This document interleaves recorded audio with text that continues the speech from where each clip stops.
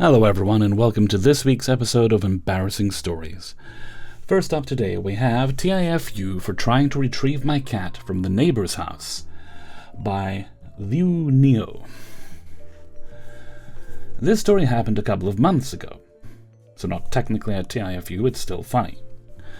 Bit of info, I adopted a cat almost a year ago, and where I live, it is normal to let cats outside. I especially let her out because she's really loud when she's inside, and is trained to come back whenever I whistle to her. I got up around 6 a.m. trying to get my cat her breakfast. I noticed she wasn't home, so I decided to go outside and whistle to see if she appeared. I could hear her meowing, but couldn't determine where it was coming from. I had to get school ready early that day, so I told my brother, who had a day off, to look for her while I was away. I got home at 11 p.m. after school and work, and I asked my brother where the cat was, only for him to tell me, "I don't know, haven't seen her all day." So I went outside and whistled again. Still no cat appeared. I tried determining where her meow was coming from, and noticed it came from a few houses away. So I decided to climb the wall that separates the houses and look for her from above. Now I could see her. She was 2 houses away, screaming for help. The problem was that the next-door neighbors saw me like a gremlin on top of the wall. Bleh. And worst of all, a little girl just pointed at me, said absolutely nothing, and slowly everyone in the house turned around to see an idiot on top of their wall. After a second of shock and me waving at them, they opened the door and I just said, "Sorry, my cat is right there." Not their house, the next one. "But she can't get back up on the wall, so she's stuck. And I'm sorry, but she hasn't eaten anything in 18 hours and I'm just really worried." Blah, blah, blah. They asked me how they could help. Oh, that was nice. And I was just thinking, I can jump down to the house's patio, but I don't think I can get back up. I was also kind of stalling because my brother went to ring their doorbell to see if they could just lift up the cat so I didn't have to jump down. And I really had hoped they'd be home since their dog was chilling there watching me and the TV was on. But guess what? No one answered the door. By this point, my stupid butt did not know what to do, and I was just panicking because the cat was yelling at me. She really wanted to get out there. And I had no plan, outside of just looking for her when I was on top of the wall. The neighbors left, and then, trying to help, came back with the smallest chairs I have ever seen, and I was just thinking, man, how am I supposed to use these? So I jumped down and grabbed the cat to put her up on the wall. She ran back herself, but now I was stuck. So I grabbed the little stairs and just thought, this here now is where I get arrested, breaking and entering to find my cat. Well, more mild trespassing. Because I really thought I wouldn't be able to climb back up. When I managed to climb back up after messing up my leg, I realized, how do I grab the stairs from here? They're literally too small for even me to reach them now. I was about to give up, call the police and turn myself in, when I looked at my neighbors and just said, I can't reach you guys' stairs. Maybe you have a rope or something to tie it up so I can go back down, tie it, and then jump up and pull it with me? Thankfully, they were smarter than me and handed me a water puller so I could just lift it up without having to jump down yet again. Now I was thinking, well, I have given you back your stairs, said sorry 1,000,001 times, and I have my cat back, so I can just go back home on top of the wall where my brother is waiting for me with actual stairs, so I won't have to jump. But nope. They refused to let me stay up on the wall and made me jump down on their patio. Now I looked like even more of an idiot in front of 6 people who were, like, I know they'd already seen me, right? But now I'm inside their home. I said sorry at least another 10 times, and finally I could go back home, feed the cat, and sleep, since by this point it was around 12:30 a.m. Story number 2 today is TIFU by accidentally pepper spraying myself, by Cookie Value 23.99. Let me preface this story with this. I am a woman and I carry pepper spray in an enclosed second bag inside my everyday messenger bag. Today on my ride home from work, I went digging in my bag for ibuprofen for a headache that was starting. I was sitting at a red light, hoping to find the little bottle before it changed, and I got on the freeway when I realized my hand was inside a second bag. At the time, I didn't think anything of it and quickly released it before rummaging fruitlessly just as the light changed. I put both hands back on the wheel, 10 and 2, and start to turn on the ramp when I felt a tickle on my eye and rubbed my hand over it. Initially, I didn't notice anything, but a couple of seconds later I realized it was burning, and I put my hand back on my eye and rubbed it a little harder. Fighting fire with fire, I see. Thinking I had an eyelash stuck or something. All of a sudden, my eye was on fire, and I was basically crying, and I realized something was wrong. So I pulled to the side of the on-ramp, pulled my emergency brake, and put the hazards on. Well, if ever there was a time, it was that.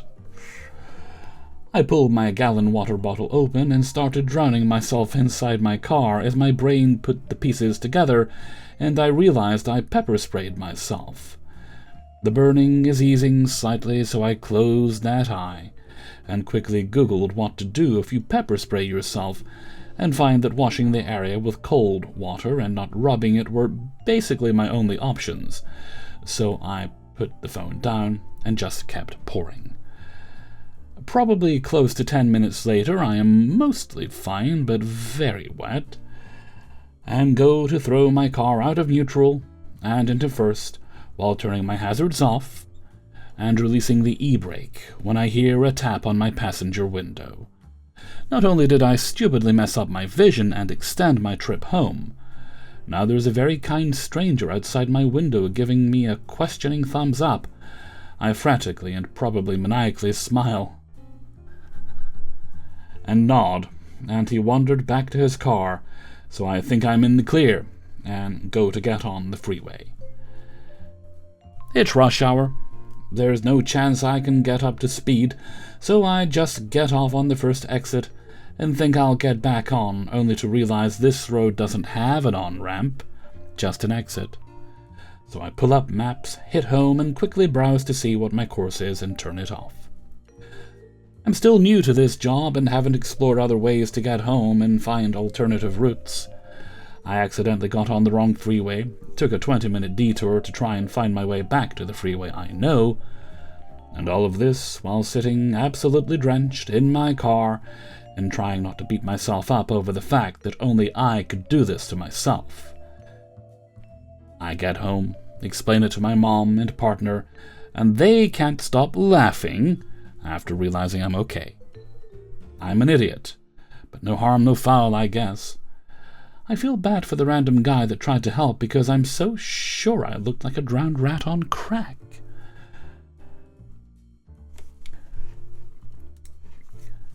Story number 3 today is TIFU by taking Buckley's, a Canadian chemical bomb of a medicine, while dog-sitting, by Dragon Gal 7. I, 27 female, get sick often, like getting pneumonia 4 times a year is normal for me. Oh, honey. I also have asthma. Lost my sense of smell when I was 12, not COVID-related, and it's relevant. Well, it couldn't be COVID-related if you were 12 and you're 27 now. Anyway. And have an annoying allergy to menthol, or mint and mint-based products. I've grown up being unable to use cough drops, icy hot, anything mint, spearmint, winter fresh, or the classic cool mint flavoring. Even hunting for toothpaste is a challenge. Down the kids' aisle. The fun-flavored ones. because I lost my sense of smell when I was young. Oftentimes I have to ask other people to make sure that whatever I'm using has no mint, or that nobody around me is chewing mint gum or has mint candles. Is mint candles a thing? Interesting. This also means I can't sniff things for any minty smell or ingredients. I'm also Canadian, but live in America. In Canada, we have a famous horrific abomination known as Buckley's, which is a cough syrup so foul it is advertised with the brand slogan, "It tastes awful, but it works." This medication should be a criminal punishment, but somehow it fixes everything.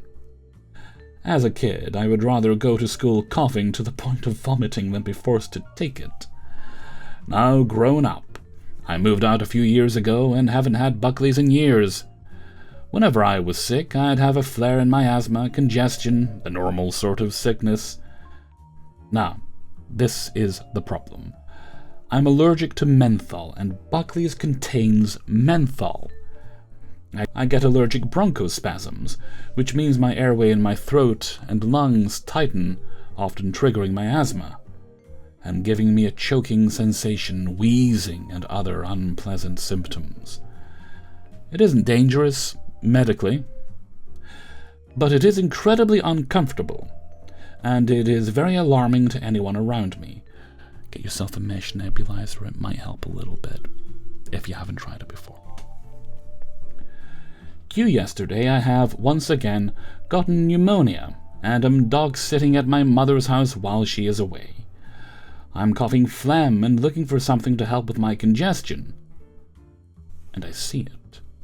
The feared Buckley's. A medicine so foul-tasting it makes you shiver, flail, and whimper as your sinuses are blown out by the nuclear bomb of capsium, ammonia, and whatever other painful concoction. Filled with fake confidence, I don't hesitate. I fill a tablespoon, hype myself up, and take it.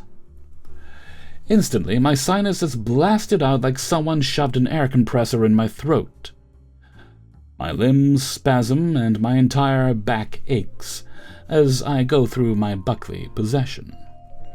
I do not believe in God, but I imagine the man who invented Buckley's must have looked at holy water and thought, what if I can make that, but opposite? The muscle spasms end, my nose is clear. But then it begins. Buckley's is so foul you do not notice the menthol, or maybe I simply don't taste it due to my allergy. I notice what's happening instantly. My throat gets tight, my chest constricts, and the wheezes begin. For the ladies, this feels like wearing a sports bra 2 sizes too small. Or I suppose it feels like having a small person sleeping on your upper chest. My wheezing is a squeaky coo, and I'm grabbing my inhaler. My throat is already raw from coughing, but if I tried to talk, it would have sounded like a strangled pigeon. So there I sit, clutching my chest, where my pearls would be if I had them, wheezing out little noises like a broken, squeaky toy. The dog is sniffing and flinching from the Buckley breath, and I can't even call my boyfriend because he is gaming and won't see the call. I don't actually need any help, but I want someone to recognize my stupidity and bring me comfort, as the devil has taken my body.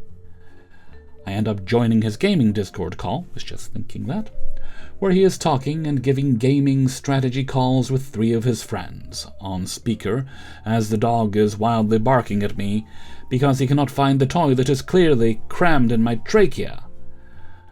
End of the night, my boyfriend is trying to shout combat strategy in a competitive shooter, while the dog is providing loud commentary. I ended up being fine, but his gaming score didn't make it. They ended up laughing about it. For clarification, I took Buckley's when I was a kid when I was sick. Plenty of experience with Buckley's. Either my allergies weren't as bad then, or I stupidly attributed my reaction to the sickness at hand. Hard to judge if asthma is acting up due to the medication when you're having bad asthma due to bronchitis. Last time I took it was maybe 12 years ago. I did not purposely take it knowing I'm allergic to Buckley's. I took it in the stupid mindset of, oh, surely it wasn't as bad as I remember. It is. I am immunocompromised, so reoccurring sickness is already being managed. My asthma is being managed. I already have an EpiPen due to a different allergy, wasps. And I always have it nearby, regardless of season. I will bring this up with my doctor anyways. My mother and grandfather have the same trigger-induced bronchospasms with the same symptoms. My mother gets it from cold foods and drinks, my grandfather from anything spicy. For the doubters, Buckley's will exceed any thought you have. It is swallowing fire ants. It is the blessed pain and euphoria of having your sinuses opened up with the gentle care of a speculum operated by a drunken gynecologist. For those of you that like the taste, 1 out of 10. I think it's kind of nasty. If I could recommend for future use to help clear your sinuses, look into the possibility of a neti pot, if you don't already have one. It's not dignified to use, but it does help quite a bit, I understand. And you can also get a steamer. These are things I've learned about recently because voice acting, and they're helpful for that, and I think it might be helpful in your case as well. Hashtag not a doctor, in any way. Okay, story number 4. TIFU by finishing a bottle of wine by Intrepid P4329. Last night my friend, 28 male and I, 27 female, had dinner with our co-worker and his wife, 35 male and female. We had been making up excuses not to do so for a while, and must have finally ran out. My co-worker is a nice guy, but is very oversharey about his very hot and cold relationship with his wife, who we had never met. And we didn't really want the office dinner party situation, but we decided to just do it. I want to preface this by saying even though this was a weird and bad experience, and they are not a good couple, at no point did we get DV vibes. To be fair, this has been posted on Reddit. They love calling that out. And I grew up in a DV household, so I'm sensitive to it. And Reddit generally with relationship troubles like to cry domestic violence, or just immediately go, leave them. So, we get to their apartment, which is very small and dingy in a not great area. We were surprised by this because we all make pretty good money, and know his wife does as well. We knock on the door and hear his wife saying something like, "Did you invite people over?" So, not off to a great start. I don't know where she comes from, but I've chosen to do that voice. He let us in, and his wife immediately says, "I'm making pasta, but my husband didn't tell me to cook for 4. We say that's fine and introduce ourselves. My coworker says, "Don't believe anything she says, it was on the calendar." And his wife says, "We don't have a calendar." What? Everyone has a calendar. I mean, if you have a phone, okay, whatever. We offer to leave and come back another time, crossing our fingers that they'll say yes, and you should have been saying that on the way out the door, run for safety. And somehow they both tell us to stay, and it just won't be a dinner party, but we can grab anything from the fridge. I guess I've been leaving at that point. I mean, I wouldn't even have been there. I'm not a very social person. My friend and I ended up splitting a bagged salad and ask where the cups are so we can get some water. Co-worker's wife says, "I feel bad for not cooking for everyone. I have some of a bottle of really great wine left. You two can split that if you want." We agree, and she brings out the bottle and puts it on the table. There's probably less than 1 glass of wine left in the bottle, but my friend and I finish the bottle. My co-worker has just been smoking outside, so he's not even in the room, and his wife goes back to finish cooking the pasta. My friend and I sit on the couch for close to 30 minutes. Our co-worker isn't back yet, and his wife is still somehow in the other room. We have definitely finished the wine at this point. Finally, co-worker comes back in, goes straight to the kitchen, asks his wife, "Have you been hiding in here this whole time?" The wife says, "They don't like me." Finally, he gets her to come back, and she has an empty wine glass. She goes to pour herself some of the wine from the bottle that was nearly empty when she told us to split it, and realizes it's empty. She says, Did you finish this? And we're stunned and say, yeah. She says, oh, I didn't realize you thought you could finish it. Yeah, I don't think I like her. And because we're both very apologetic people, we start apologizing profusely. She looks at her husband, rolls her eyes, and says, I swear, this is the last time you bring people like this into my house. And then leaves. He tells us she's going to bed and that we really upset her, and then follows her too. I assume to their room. When he finally comes back, we tell him we really need to get going, and he starts crying and, oh jeezy crazy, and asks us to please play Mario Kart with him for a little because he's really upset. We feel bad for him and do that for a while, and then we finally leave. Don't let them suck you into their pain vortex. Take it from someone who knows. So, this morning at work, my coworker comes up to me and says, I have bad news, my wife is divorcing me, yay! Even though I really, really think that's a good idea. I'm shocked and sad for him. He tells me, my wife told me to tell you that you can have...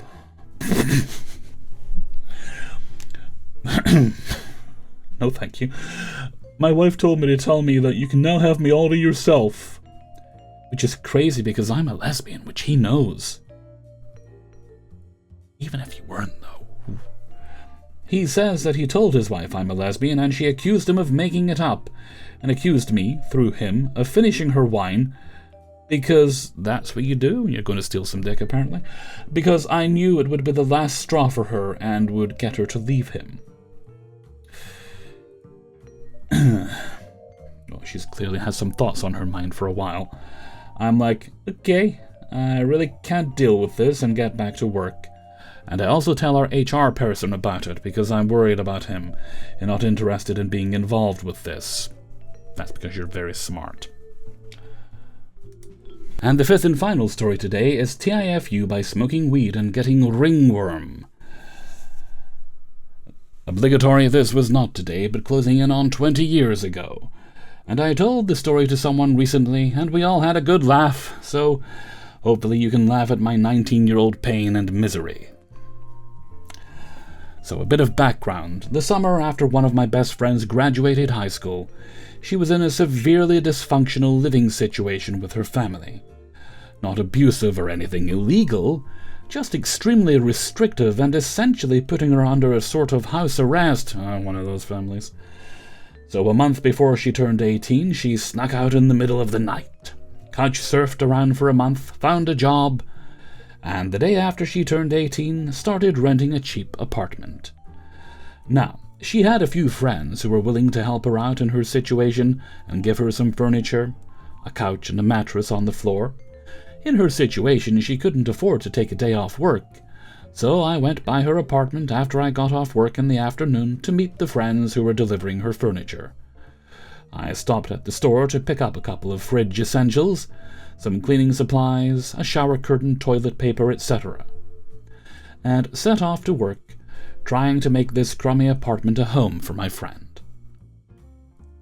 When she got home from work, she was so pleased to be free from her situation that rather than being responsible semi-adults, she asked if I wanted her to pick up some weed so we can relax and celebrate. Now, I was a responsible teenager and was way too afraid of getting busted to even try smoking weed. It was not legalized for recreational where I lived, so I decided that I wasn't going anywhere for the night. I was with someone who was safe. Why not try? Here's where I really screwed up. So I took a puff from her one hitter and coughed my lungs out while she laughed her butt off and said something along the lines of, "Oh, that's going to hit you fast." From my experience with marijuana since then, I am convinced that day it was laced with something because I have never had an experience like that one since. Whew. My brain was racing, I was spinning, I was trying to find something to focus on. But in an empty apartment, there was only corners. Corner, corner, couch, corner, corner, bed, corner, corner. My brain repeated this 1,000,000 times per minute. My friend tried to feed me because munchies are a thing, and the smell of her microwave cooking made my roller coaster tummy reject me. I ran to the bathroom and didn't make it, and puked my afternoon burrito all over the bathroom. Good thing we didn't deep clean the apartment yet, my friend said, laughing at me while I evacuated everything I've eaten in the past 12 hours. Sweating profusely, I take off my shirt and mop my face off. I think the volcano of vomit has ceased, and I just want to curl up on something cold. The bathroom floor? No, gross. The tub? Sure. So, clad in just my shorts and a tank top, I lay in the tub, wondering who does this for funsies, and why did I react so poorly to one single tiny hit of weed. I finally made it to bed and slept it off, feeling fine and dandy the next morning. I fully cleaned my friend's bathroom rather than the shoddy job we did the night before. Fast forward a week or so, I'm staying over at my boyfriend at the time's house and wearing a tank top, and he pokes at my back and asks what I did. Having no clue what he was talking about, I checked the mirror. An almost scabby-looking circle formed on my back. After some Google searching, we internet diagnosed me having a ringworm. A few at-home remedies and an eventual doctor visit cleared it up. Lesson learned: clean a new apartment's tub before getting sick and rolling around in the tub. And that brings us to the end of today's video. Big thanks to everyone who allowed me to use their stories. Very much appreciated. If you'd like to support the channel, you can do so by signing up for my Patreon page. There's a link for that in the description. $1 or more a month there gets you access to all the videos on Monday. You'll also find a link to my merchandise store on Teespring, as well as links to my Discord and threads and other things, and my contact, like kingofthecities@gmail.com, if you need to send me a story, a shout-out, or any business-related inquiries. Unless it's fake business, in which case I'll ignore it. But real business, yes. That's us for now. So until next time, thank you very much for watching, and take very good care of yourselves. Bye-bye.